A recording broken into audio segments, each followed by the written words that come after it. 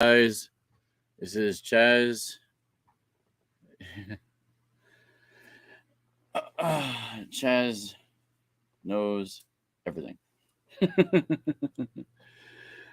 All right. So I was a little sick on Monday night. That's why I didn't do any podcasts for especially the recap for the Super Bowl. I do apologize. It was a long weekend, and for me, like I said,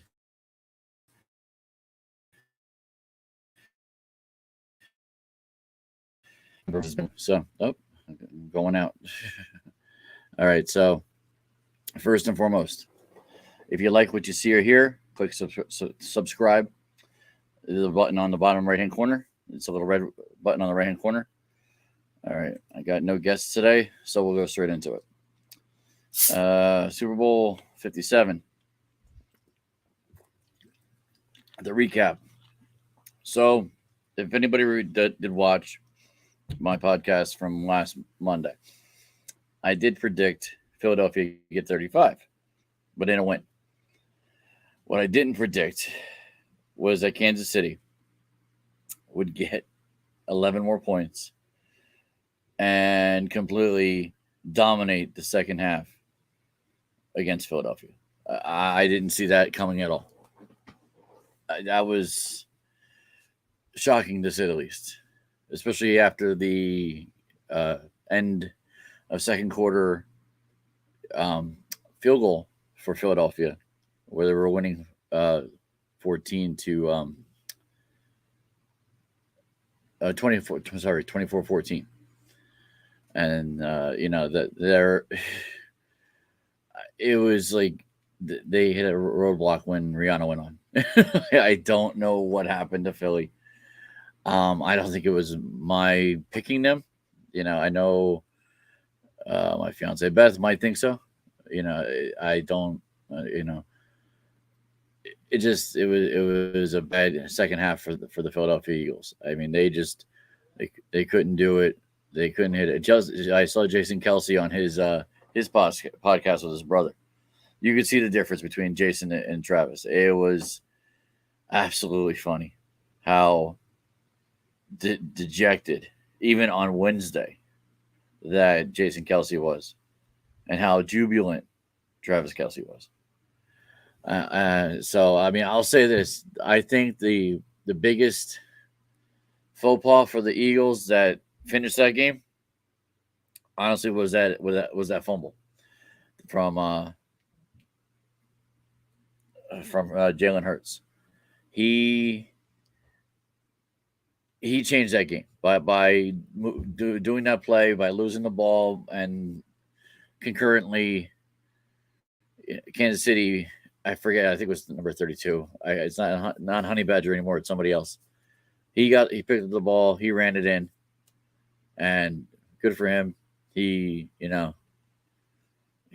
scored, and I know Philly scored again, but it was almost essentially too late.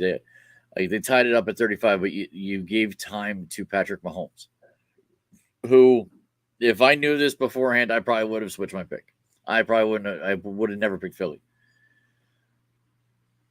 Patrick Mahomes, in games that he's down by 10 at halftime, and this is an actual thing, and I'm going to have to remember this for next year, and maybe most of you who watch will listen too, and we'll remember this. He's 14 now. He's now 15. He was 14-10. Now he's 15-10 in games he's down by 10 at halftime. And of those 10 losses, how many times was he close to come back? I mean, this guy is a monster in the second half. There's no doubt about it. Only the good thing that happened for me in one of my Super Bowl boxes with somebody else in a $30 box, I had 4-4. So I hit, and that was, you can ask Beth. I wish she had video of it. I could have posted it. I was jumping around like a 20-year-old, and I probably paid for that after because I barely woke up on Monday. I was exhausted. That was an exhausting game. But congratulations, Kansas City. You got your second Super Bowl in the last 4 years. Mahomes went to Disneyland instead of Disney World because he was actually obviously closer to Disneyland, so that's why he went. So that's all I take from that. I'll talk about Rihanna a little bit too. I mean, honestly, she was part of the Super Bowl. Not the best one, in my opinion. I will say what hurt her, in my opinion, was the fact that she was lip syncing. The fact that she was up in the air and dangling and everything, and dancing, that was the fun part of it. That was fun watching it with all those different people in the white outfits and she's in red. That made it entertaining, just not entertaining enough. And it doesn't help the year before it was Dre and Snoop Dogg and a bunch of other people that completely blew the roof off LA, SoFi Stadium in LA. I mean, that I'll remember for decades on. That was a really awesome Super Bowl halftime show. But yeah, this one was okay. She sang a little. Apparently, maybe the reason why she didn't sing, she's pregnant again. And I called that the minute I saw her. I was telling Beth, I'm like, there's a baby bump there. She said no, but you know what? I was right on that. And the commercials, well, albeit the movie commercials were better, in my opinion, than some of the other ones. The only one that truly stands out is Will Ferrell's commercial where he becomes a zombie. That's actually kind of funny. I think I'm missing one or two that I did actually like that I just can't remember. So that's that. All right. So next, this just came down the pike today. Very sad for much of baseball. Definitely the McCarver family, the Cardinal family, the Met family. That he was, if you didn't know, a catcher. Tim McCarver was a catcher for the St. Louis Cardinals. From what I remember about him, he played on the '64 championship that the Cardinals won against. I think it was the Yankees of all teams. They beat the Yankees, and if you know the Cardinals and you know the Cardinals of '64. And a lot of the people that were on that team, there's probably one player that was his backup catcher that you don't know. I'm gonna give nobody's on, so I'll say the answer. Bob Uecker, the announcer from Milwaukee who did all those Miller Lite commercials or Bud commercials, whatever. Bob Uecker was his backup catcher. Didn't play very long, but was on that '64 team. So there is an article from New York Post that came out earlier this afternoon.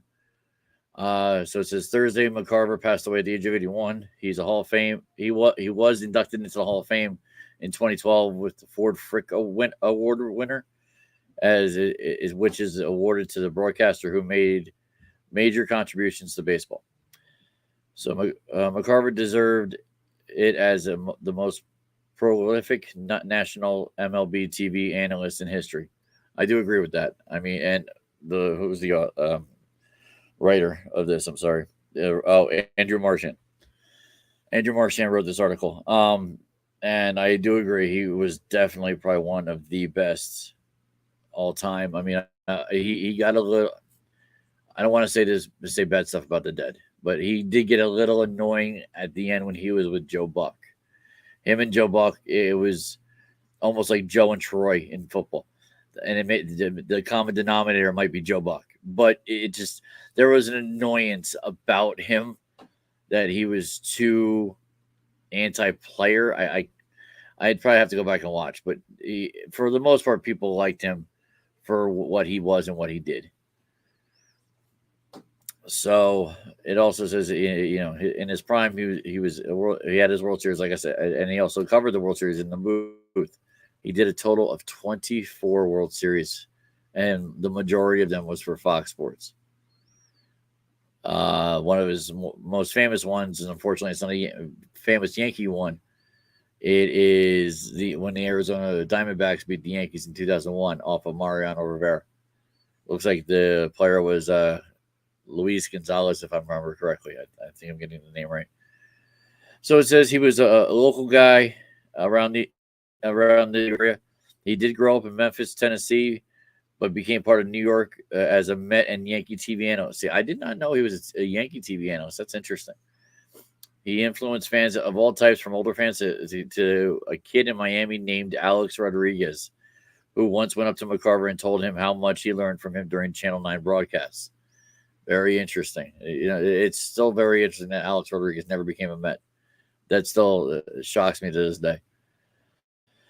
What made him so appealing and also got him into run-ins was his passion for the game and his desire to teach at the highest level. See, this is what I was kind of talking about near the end. He did get on some people's nerves, some high athletes' nerves. From the World Series producer from Fox, Pete Macheska, loved the game. He was a manager in the booth. He thought 5 steps ahead, just like a manager. He was not afraid to say anything, even if that might make those in the dugout mad. He was the best first guesser of all time. And I tell you, this is a very sad day for baseball. And I hope on opening day, especially the Mets and the Cardinals, maybe all of baseball. I don't know. I don't know if all baseball will do this, but the Mets and the Cardinals probably should do some type of moment of silence or put, the broadcast microphone on the uniforms of the Mets. And I don't know the number of what he was on the Cardinals, but maybe that number should go on for the Cardinals. So it goes on. I mean, he was. If you're a Met fan, you know who he was with. He was with Ralph Kiner mostly. I believe there was somebody else, but I was such a young kid, I don't remember. And I do remember as a early Met fan of the 85-86 team all the way through 91 or 2 that Tim McCarver was my announcer with Ralph Kiner. So there's no really more about McCarver as of right now. As he said, he died today. So hopefully they're down the road. Gosh. All right. So 15 NFL stars, sorry, who could have a new team next year. I found this weirdly enough on my email. It actually came down from The Athletic that I subscribed to. Let me see if I can pull it up real quick. I'm not going to put it on screen.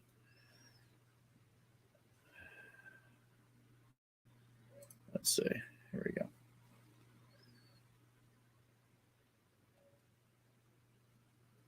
Tiger. Bears on the move. Maybe that wasn't the one. Sorry about the pause, everybody. I do apologize.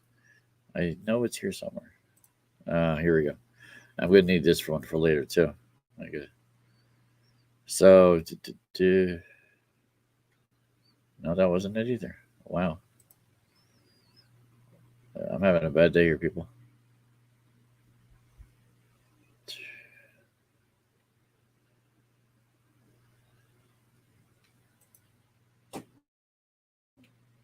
Brian Hawk? No. Anyway, okay, I'll get back to that. Is that's going to be interesting. So, I did have another thing in the email, but I do remember this. So, who will the Chiefs play host to? So, there's some thought, and it's happened before, that they'll play the Eagles again. And they're on the schedule for one of their home games. The Chiefs and Eagles. So it's possible Philly could go to Kansas City, but there is thought, and Chiefs and it's not Chiefs. Yeah, the Bills and the Bengals are both on their home schedule as well. So you have three choices that could be possible for first game. I'm going to go with the Eagles because I think that was such a good game that you put them in Kansas City and they get their rings and see how Philadelphia reacts to that. How does Sirianni react to that? How does Cox, if he comes back, react to that? That's going to be something to watch. That's for sure. So, yeah, I should not have taken this off.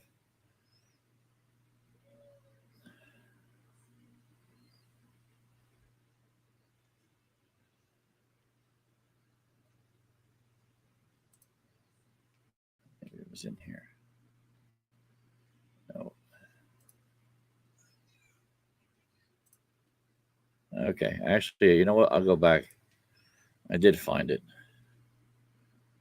So, 15 players that could have a new team next year. Now, I'm going to go on record with some of these. Since Aaron Rodgers is one of them. And I think he's really going to go to Vegas. I think he's ready to switch. I think Aaron Rodgers will be in Vegas. I'm going to skip Carson Wentz because that's a hard one. I mean, he's going to fall wherever there isn't a quarterback. Same with Matt Ryan.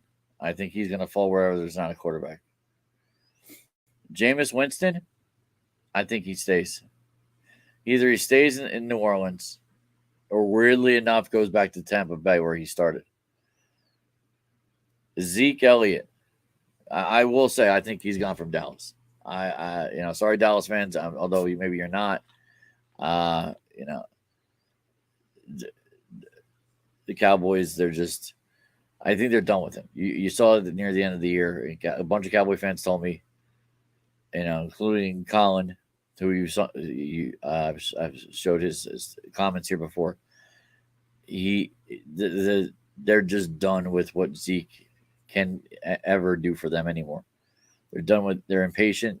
He's not breaking through a wall. These big holes that are opening for like a second in the second half that Pollard's able to break through. So I think where Zeke might go. He might go to the West. I wouldn't be surprised if you see him in LA as a Ram. You see him in San Francisco backing up McCaffrey or Seattle. Although I think Seattle's got someone too. Apparently DeAndre Hopkins again was out. I don't know. From Arizona. I mean, they were bad. They're not going anywhere in Arizona. I wouldn't mind him on the Giants. I don't know if the Giants can trade for him. But him or the next guy that they're talking about, Michael Thomas from the Saints. Give me either one of those guys. They easily become number one. That would be a dream. Well, let's put it this way: one can go to the Jets, one can go to the Giants. I don't. I'd be greedy if I wanted both, but we can't afford that as Giants, from what I've seen. Frank Clark of the Chiefs. Does he really want to leave the Chiefs? I mean, I know he's probably going to get a good payday.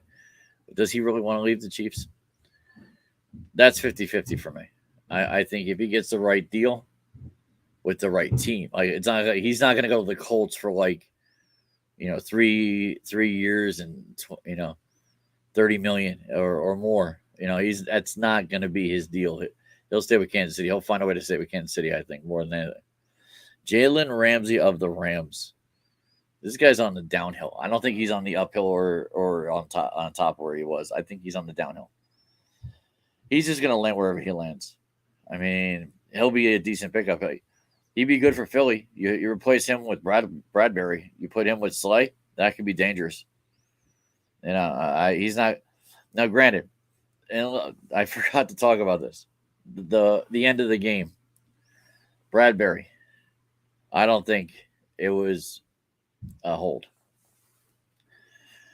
It was stupid of him for him to admit that he held him, because where he did hold him was on the right with the right hand. This is my right hand.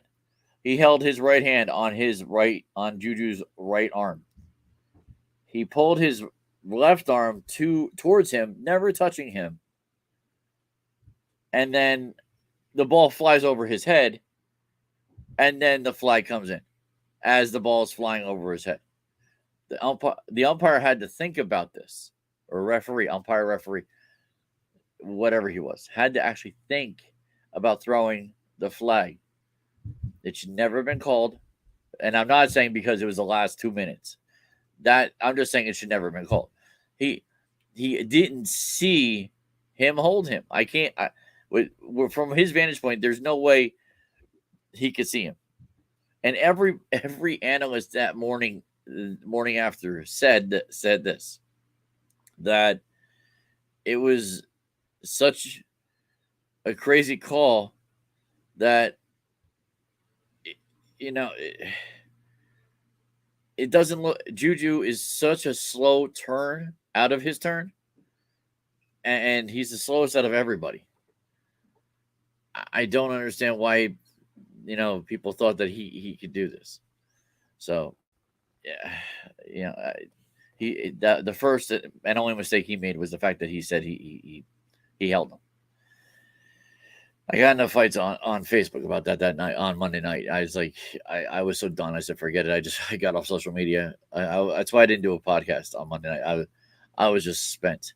I got a headache. I went to bed early. I went to bed before my podcast is over with. That's when I went to bed. Anyway, but I did pay all my people. Well, most of my people. But, and by the way, congratulations to all my winners, for the football boxes, the football pool, a playoff pool. That was won by Khadijah Mahid Wakefield's husband. He won by picking the Chiefs, and then Joe Bonello's pick for one of his 6 picks. It was the number 4 sheet that won second place. So good for them. The boxes, a lot of people hit. I had 13 different winners out of my 3 different boxes.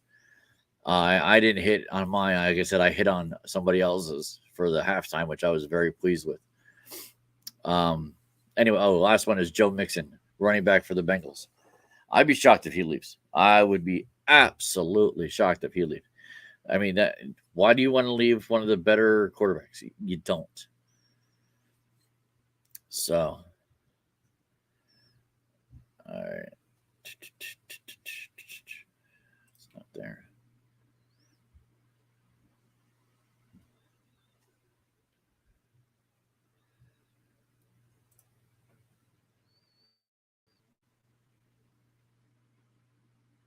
There we go.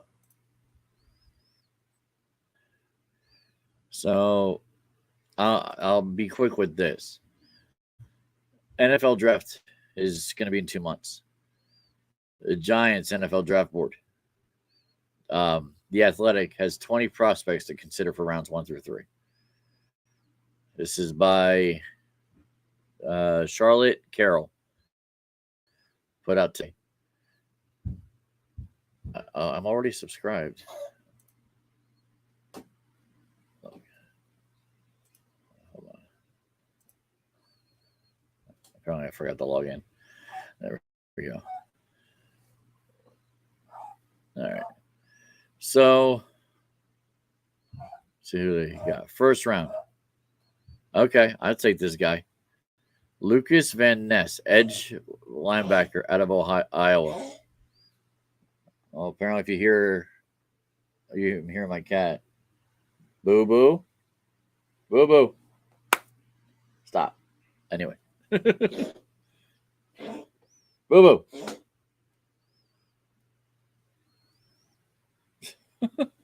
The cat's going to try to puke, apparently. Anyway, Lucas Van Ness, edge linebacker out of Iowa, 6'5", 270. That's a big dude. That would not be a bad pick for number 18. I'd be up on that. You put him with Kayvon Thibodeau, that would be amazing. He didn't puke. That would be absolutely amazing. I'd be in heaven on day 1 of the Giants picking. Let's see. A wide receiver. You know what? That wouldn't be a bad one either.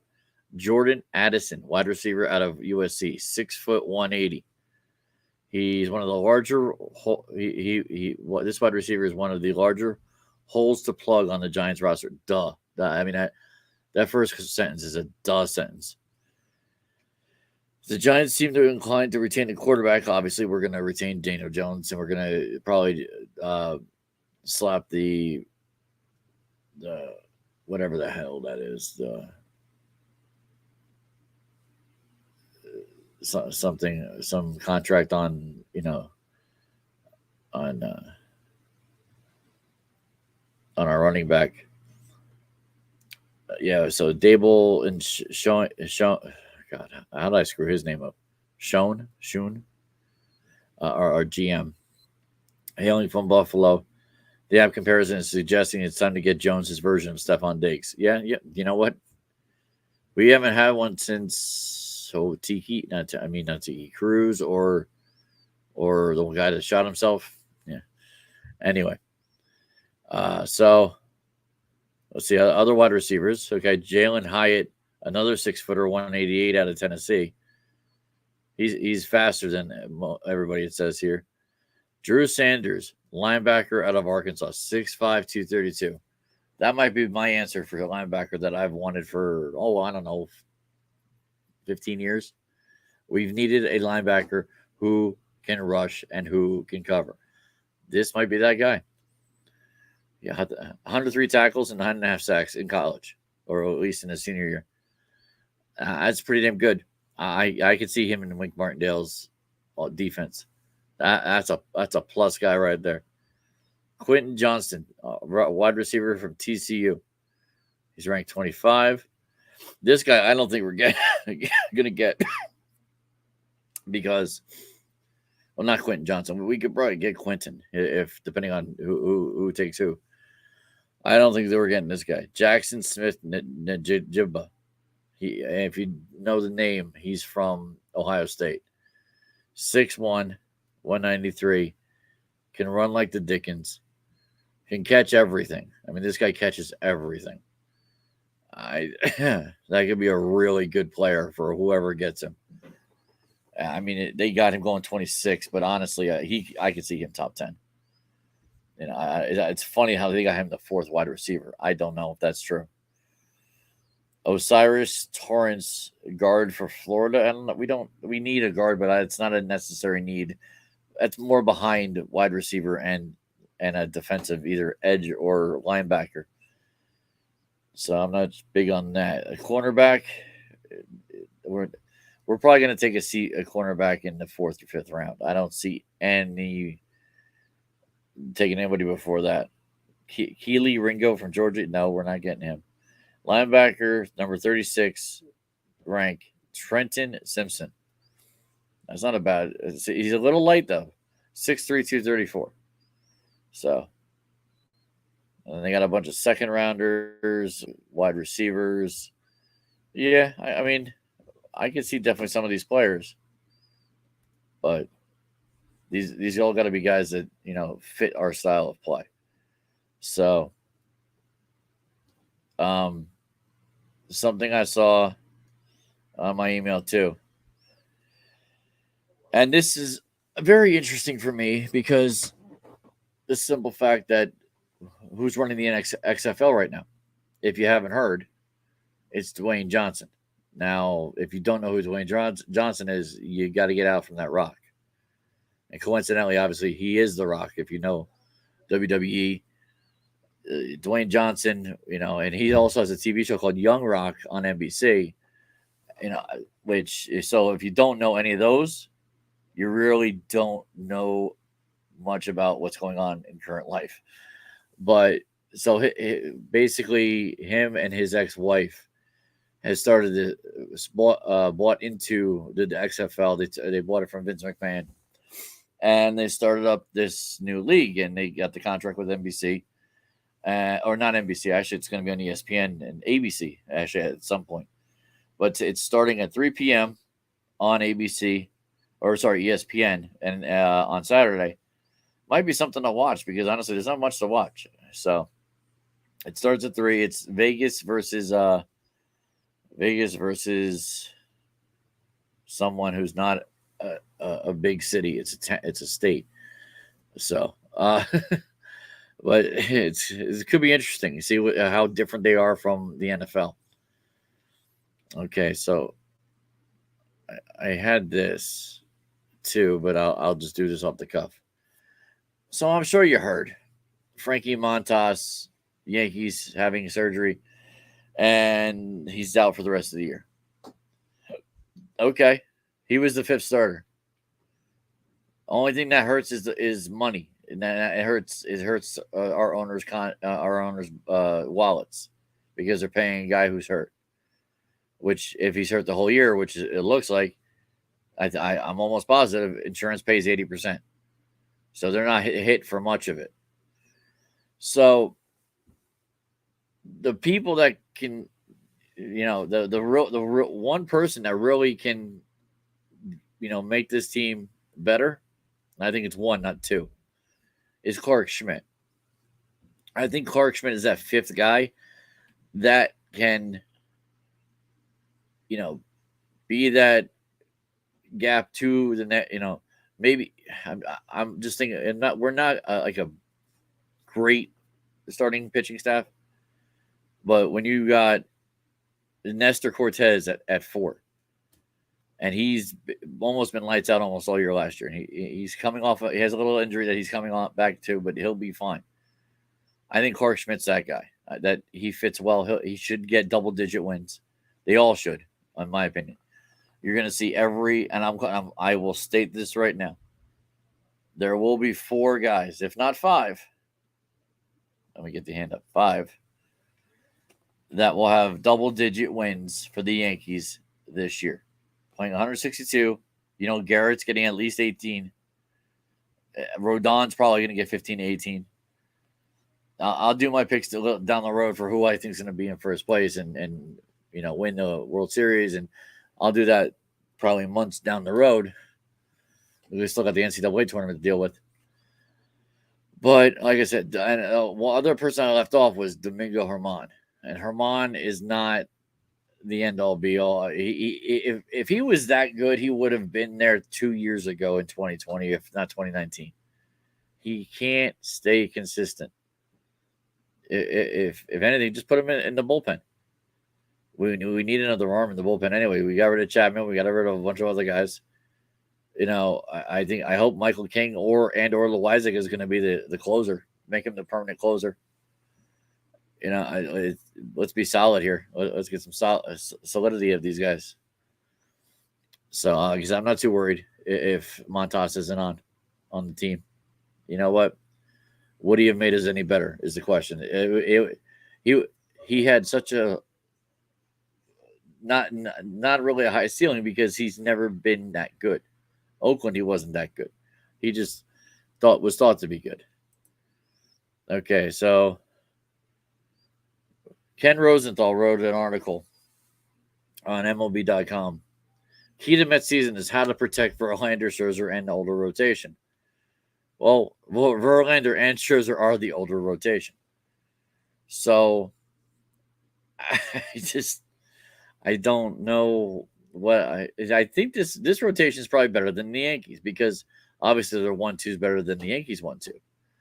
But the Yankees got a pretty decent team. So the problem with the Mets is and I'll say this right now, they're in a harder division. Flat out in a harder division. The NL East with the Phillies and the Braves and possibly the upstart Marlins. And yes, I say upstart Marlins because now that Derek's gone, Don's gone, they can do their own thing. I think the GM, she's got a bunch of these kids that are, hungry to play. Will they get 80 wins? Probably not. But they're going to beat teams that they're not supposed to. And then get rid of this.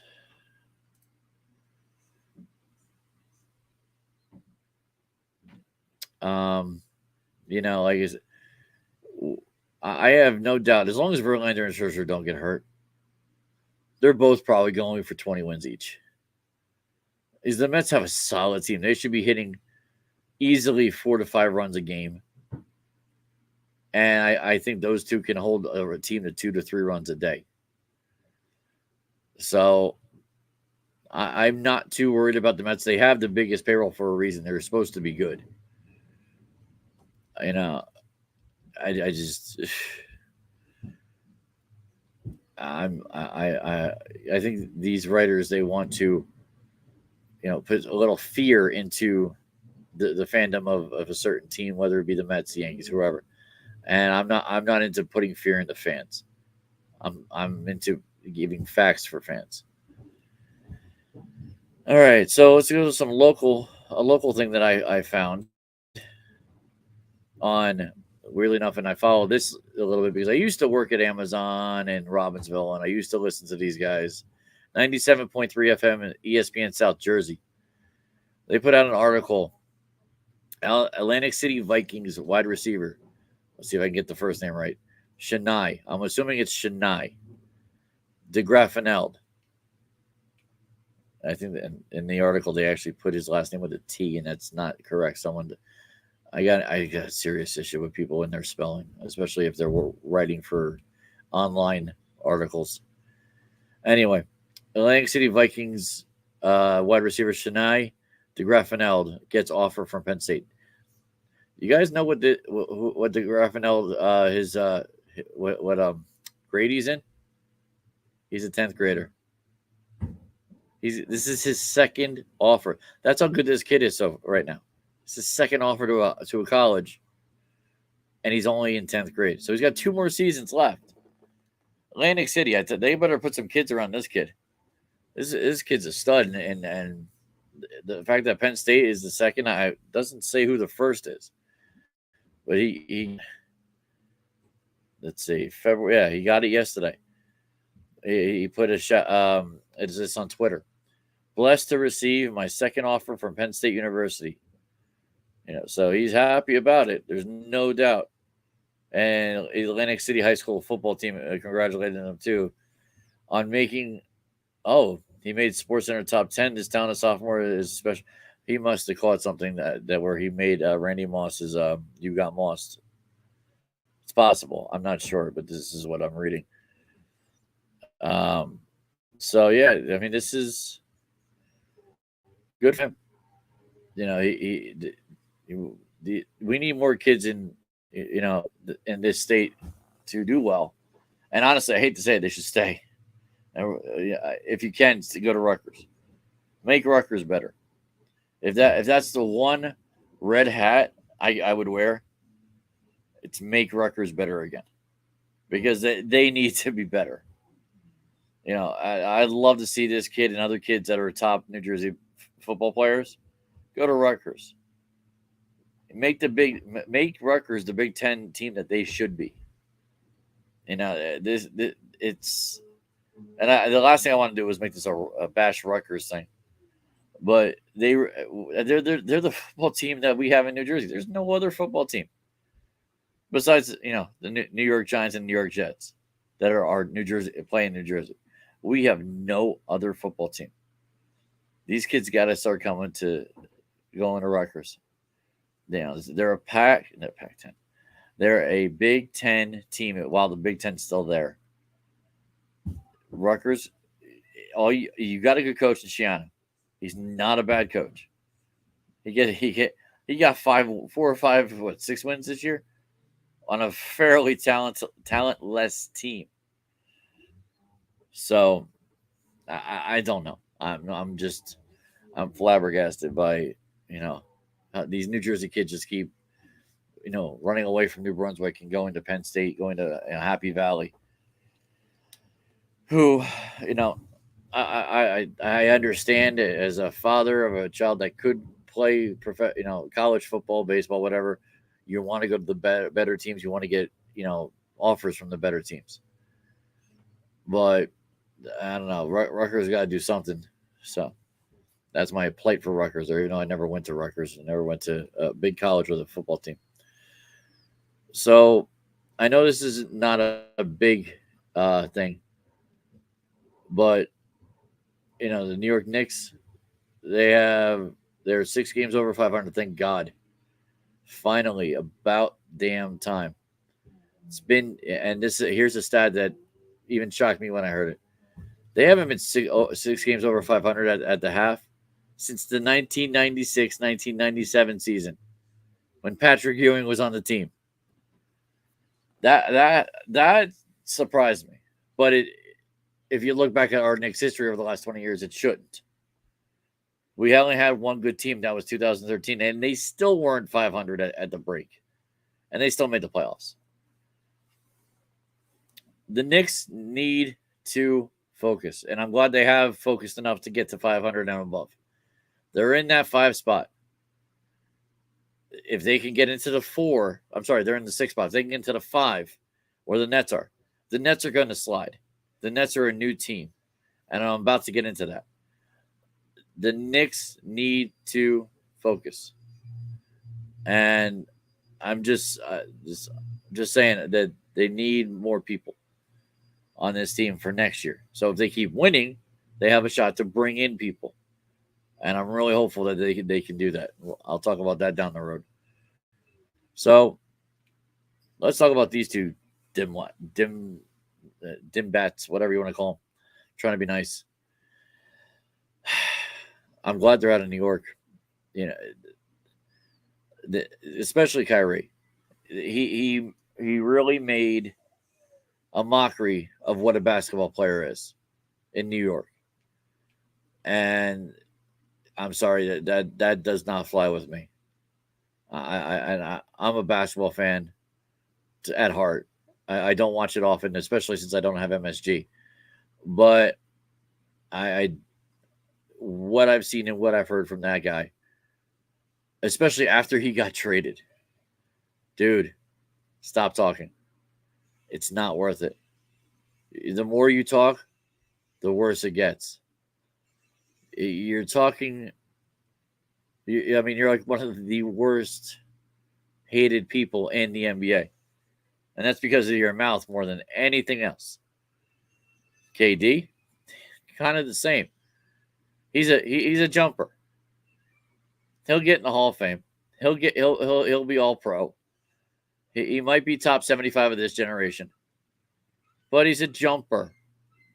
How many has he won? How many titles? 2. And both were with Golden State, I think. So, yeah, I'm not a fan of Durant either. He can go to Phoenix. Kyrie can go to San Antonio or not Dallas. And Kyrie, I think they both are in good spots. So think about this. They're actually going to make the playoffs with 2 good teams. I mean, Kyrie, he's got some work to do because I think Dallas is in the 6th spot. But Durant and Phoenix is either 1 or 2. Kevin Durant is in a great spot again. This guy can't miss when it comes to spots except for New York. So, I good riddance to bad rubbish. That's what I say. We don't need those guys. Truly don't need those guys. So this hurt me a little bit. We're getting near the end. I saw this in Disney World. Park closed indefinitely. New photos reveal updates. Let me pause this. I don't need that video popping up. So, most magical place on Earth, Walt Disney World and Resort in Orlando, Florida, is home to 4 theme parks: Magic Kingdom, Epcot, Disney's Animal Kingdom, and Disney's Hollywood Studios. In addition to thrills, yeah. As of right now, however, only one water park is open. Twitter account at Bori Construct recently posted a new photo where we can see the surf pool at the Disney park is drained and there is construction work going on. Interesting. So, okay, it's an aerial look of refurbishment of Typhoon Lagoon. Surf pool is drained with wood on the concrete for equipment to service the wave generator. That sucks. It's pretty warm down there. Typhoon Lagoon would be huge. But I guess they only got the one. That's interesting. I never went into those when I went to Disney. I had the other four. But you know what? For whoever likes these pools, that kind of sucks. I'm sorry for that. All right, there's only a few things I got left. Um, Valentine's Day, obviously, since today is the Thursday edition, which I won't normally do. After the Super Bowl, it's also after Valentine's Day. I hope everybody had a good Valentine's Day with their significant others. I did with mine. Yeah, I I got probably one of the best Valentine's gifts I could have gotten. And I was able to use it Wednesday night. Beth got me a bowling bag. Now it's a different type of bowling bag, and a lot of bowlers you might want to pay attention to this. Let's say you have you have a 2-ball bag or a 3-ball bag, and you have that extra ball you want to bring. What she got me is perfect. It's a book bag that carries one ball safely, and you just put it on your back. It's like carrying a bunch of books going to high school. A bowling backpack. I mean, that's ingenious for a bowler like me. I can carry 3 balls and still carry a fourth on the back. I love it. And there's room for other things, for little knickknacks that you don't already have in your bowling bag. She knows me. Beth absolutely knows me. And this was obviously 2 days after her team losing the Super Bowl, and I picked them to win. And I'm not sure if anybody heard this before. She actually asked me not to pick them, but I did anyway because I was trying to use my head. So, thank God she loves me. And I got her roses. So, I took a picture. I didn't post it. I didn't feel like doing that. Being one of those people and posting that. I got her roses, and I did get her a bracelet. And it's a very cute bracelet I found, and you can put anything on it. So, as the loving future husband that I am, I put on it Eagles Gal, and it's cute. I mean, it's something that it fits her to a T. So, and she loved it. From all reports. I mean, she'll probably wear it. You can probably wear it all year round. So it's not one of those things that you can't. I must have moved that up. Okay, so like I said in the episode 2, I did bowl last night, and damn, did I bowl good. So let's backtrack a little bit to Friday too. Friday I subbed at Majestic, bowled at 654. Wednesday night, I'm very consistent. Again, I was on point, bowled at 687. 235, 220, 232. That's the most consistent I've been in a while. I tend to warm up in February, weirdly enough. And I love the fact that I'm warming up. I got 2 tournaments coming up that I'm going to be part of with my teams. From my team from Hazlitt, we're going to be doing the Bar Trophy on March 18th. And my bowling team, pending if someone's bowling or not, in the 4th spot, or the 1st spot actually, we'll be bowling in the Monmouth County Open Championships. So I'm feeling good. My trend too is healthier than it's ever been. I wish I could have done better in the tournament I was in the Masters, but maybe I needed to get a few more games in with it, because I'm really starting to feel it now with my trend too, my storm trend too. So yeah, we did good. Now, this is the funny thing about our league last night. We bowled a team with 3 guys and a vacant, and they had some good bowlers. We lost the first game by 2 pins because I didn't strike in the 10th frame. To say I was pissed is beyond belief. Is not even enough. So, like I said, I bowled a 235. I had 8 strikes in a row, 235 first game. So then I bowled at 220. I think a lot of people dropped off, but most everybody dropped off. I stayed up with that 220. We won that game by 6. Okay, 6 pins. So we lost by 2, won by 6. Third game, talk about a nail biter. And that third game also came down to the final. And we won by 5. So in essence, we actually won by 9 pins that series. And I'll get off of that. Got 2 more things? Yeah, 2 more. So what's on tonight? So it's already playing. It's already 8:50. So Milwaukee Bucks are already playing Chicago Bulls. Washington's already just started playing against my Minnesota Timberwolves. Tonight in the NBA, there's only 3 games. The Los Angeles Clippers are playing the Phoenix Suns tonight. So Kevin Durant is playing, more than likely. Got a bunch of college games going on right now. I don't see any numbers on it, so it's hard to tell who's who.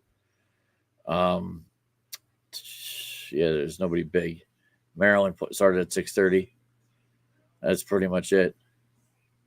Women's basketball is even less I know about it. Now actually what's on TV right now. So, one of my favorite movies, The Water Boy, is on Freeform. You got Ant-Man and Wasp on FX. On the main 3, let's see. Okay, Young Sheldon is over, so Ghost is on now. The Parent Test on ABC. NBC is Law and Order night. So that's what's on tonight. And then I didn't see anything about today's birthdays, but I do know, and I didn't say it yesterday on Facebook. Happy birthday to my cousin Matt. Matt Kawas. His birthday is February 15th. I want to say let's see, if I'm 46 and I was born in 76, I think he's 5 years older or 4 years older. If he's 4 years older, then he just turned 50. So if it is your 50th birthday, Matt, happy birthday. Happy Big 5-0. I know he's in the Navy. He's very high up there. I don't even know his rank, other than he's been to Korea, and he's captained. I think currently, I think the current role he captains 6 naval ships. If that's his role, I think that's an amazing thing. You know, he's what I would have loved to been if I wanted to do that thing, that Navy thing. That was not for me. Number one, I can't swim. So yeah, big. You know, to do. You know, nobody knew that, right? I can't swim. That's going to be That's going to be the thing of this episode. Charles cannot swim. Anyway, I can get into that later. So that's today's birthdays. Like I said, I do apologize for the hiccups and everything today. I'm not feeling great, but I wanted to get this out this week. So, like I said, you know, if you like what you see, or you click the subscribe button. You know, I did have 1 subscriber today. What in the bloody hell's going on? I'm flipping out here. I don't know why. Yeah, if you like what you see or hear, click the subscribe button. With less, sports going to be on for the next couple months. I'm going to be doing other things. I will probably be talking about XFL. I probably will be talking about drafts, the NFL draft coming up with the Combine. Figure Combine's coming up in 2 weeks, so we'll be talking about that. I can't forget World Baseball Classic. That's going to be in March. And then a little after that, obviously, is going to be NCAA tournament. You know, that's big. You know, that's also big for tournaments, online tournaments. And I will be running one. So if you don't have my contact information, I will put it up in a week or two. Or I have it in past videos that I've put up, my information to email me to get into these pools. They're fun. You get a good amount of money.